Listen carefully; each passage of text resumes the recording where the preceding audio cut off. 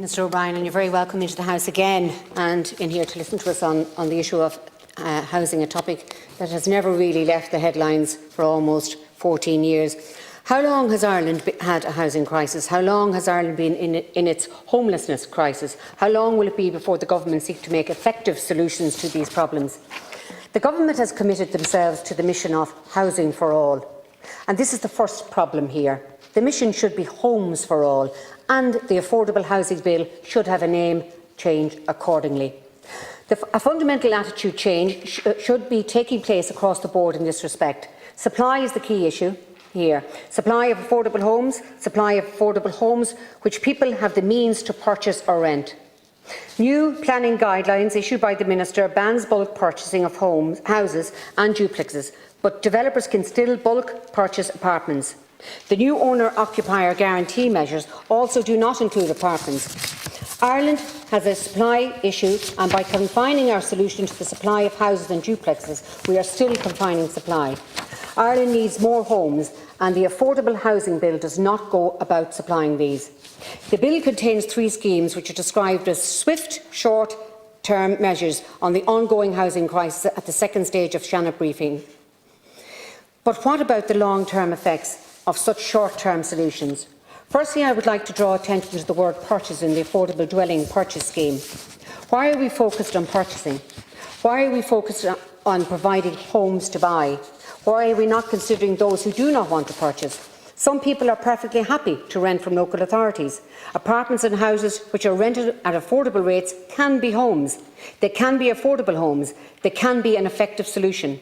Admittedly, the bill does have a provision for the rental scheme. The government wishes to introduce the European cost rental scheme to Ireland, something which was recommended by the NESC and NERI. However, the briefing paper provided to senators on today's bill explains that this form of tenure will have to compete against the heavily incentivised purchase scheme. Those on average incomes will have to decide between home ownership and home rental, and if government is focusing on providing affordable homes to purchase, then apartments will remain unaffordable to rent. The government's heavy incentive for home ownership could undermine this one effort they make for renters in the housing market. Furthermore, the issue of supply still remains.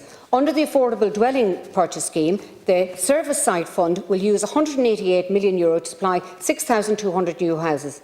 To make these new bills more affordable for the purchaser, the government wants to instigate an affordable purchase shared equity scheme. This is a scheme which the ESRI has specifically warned against. Dr Conor O'Toole of the ESRI at the Joint Committee of Housing, Local Government and Heritage debate informed the government that increasing purchasing power for households through a loosening of credit constraints is likely to lead to higher house prices in the long term. If the government wants to increase buyers' purchasing power with the Affordable Purchase Scheme, equity schemes, they would need to guarantee that their supply of affordable homes is adequate to meet the demand. And unless the government can guarantee this adequate supply, this bill will cause an acute increase in the severity of the affordable issue. The Central Bank releases figures in 2019 stating that Ireland would require 34,000 new dwellings every year for the next 10 years to meet demand. In 2020, with the outbreak of the pandemic, there were 20,000 houses built. The ERSI have predicted that this figure will fall 15,000 this year. Considering this, I think it is fair to say that the government cannot guarantee adequate supply when the funds they have been allocated to these measures will only increase housing by 6,200 between now and 2023. Furthermore, Colin McCarthy noted in the Irish Independent at the weekend that serial objectors to planning permissions are holding up plans government and developers do have in place. People who traverse the country with unlimited and almost courtless access to the court to object to building plans.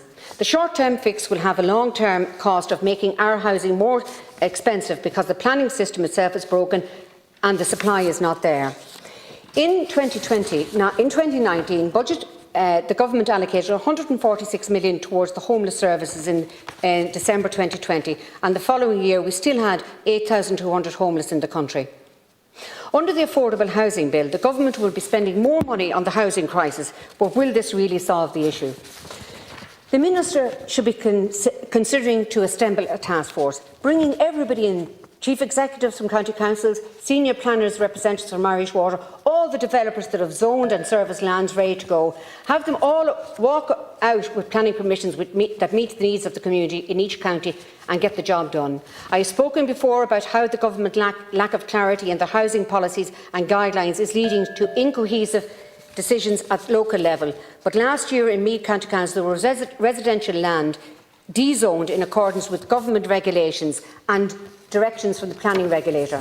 A task force would create a coordinated approach, avoiding decisions like that of Meath County Council, which affects housing supply in the county and therefore affects the affordability of housing. If the Minister for Health can be given emergency powers during a pandemic, then why can't the Minister for Housing be given emergency powers during the housing crisis to do what is necessary? The IMF recommended that Ireland tackle the housing problem.